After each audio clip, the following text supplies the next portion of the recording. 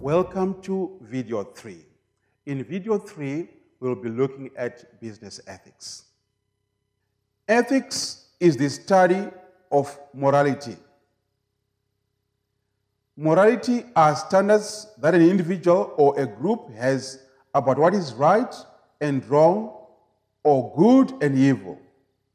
Morals refer to personal character, while ethics refer to behavior that is sanctioned by the group. Business ethics refer to the critical, structured examination of how people and institutions should behave in the world of commerce.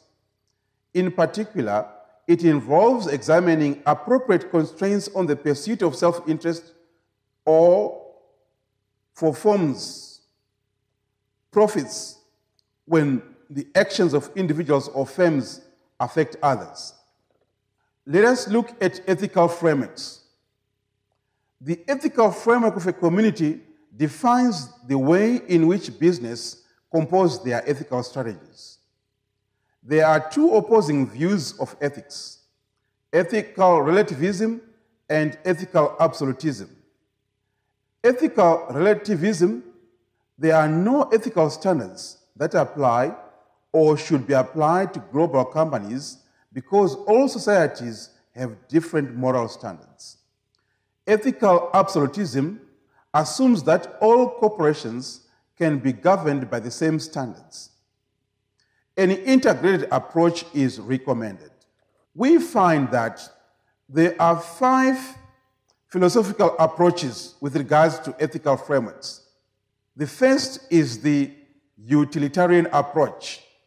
Ethical action is defined as the one that provides the greatest good to the greatest number. The second approach, the rights approach: individuals have the right to choose their own courses of action. Third philosophical approach is about fairness or justice approach. Actions should be based on fairness. The fourth philosophical approach is the common good approach. A community is bound by the pursuit of common goals, actions that are to everyone's advantage. And lastly and fifthly, the virtue approach. We strive towards similar goals that enhance our community. Let us progress on our understanding of ethical frameworks.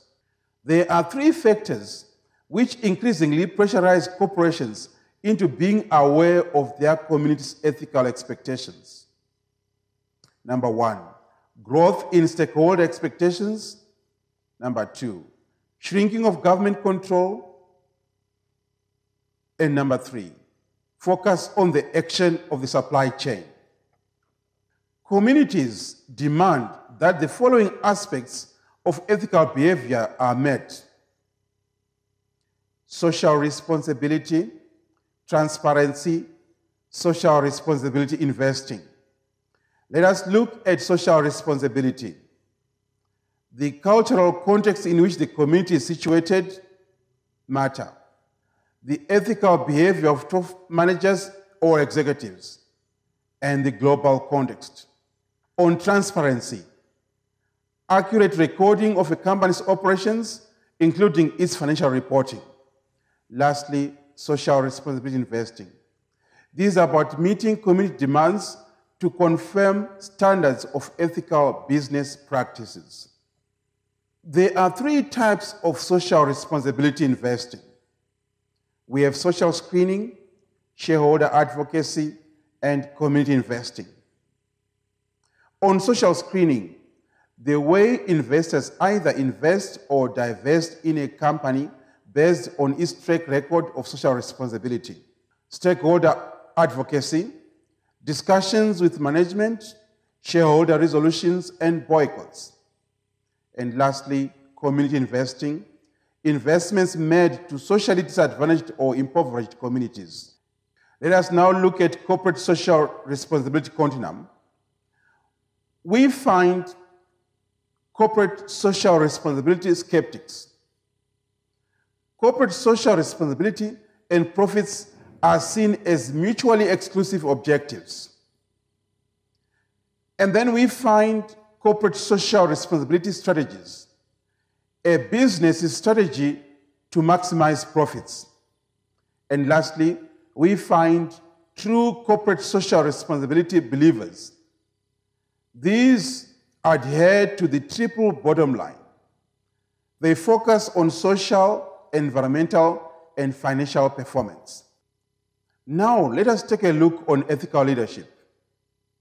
3 pillars comprise ethical leadership: your morals, how ethically legitimate your values and vision for the company are, the morality that you and other leaders in the organization practice through your business actions and interactions. Kohlberg has come up with 3 stages of moral development. We find the pre-conventional stages. Right and wrong is determined by reward and punishment. After the pre-conventional stages, we also find the conventional stages. Views of others matter, and avoidance of blame and the seeking of approval is observed. Lastly, we have the post-conventional stages. Abstract notions of justice, rights of others can override obedience to rules and laws. As we look at ethical leadership, we would also need to address workplace spirituality and spiritual leadership.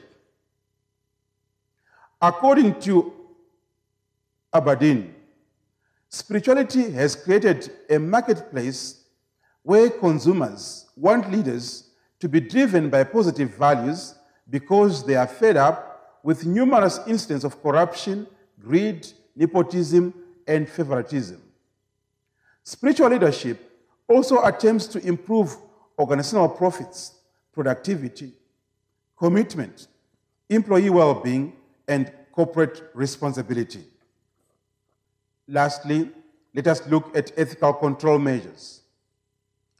Companies' values and expectations for ethical behavior can be improved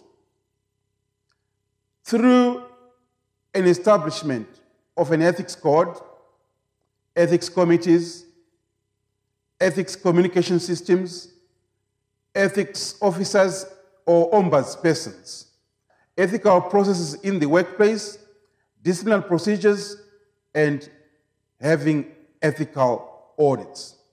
Thank you for watching video 3 on business ethics. The next video will be looking at King 3 Code of Governance.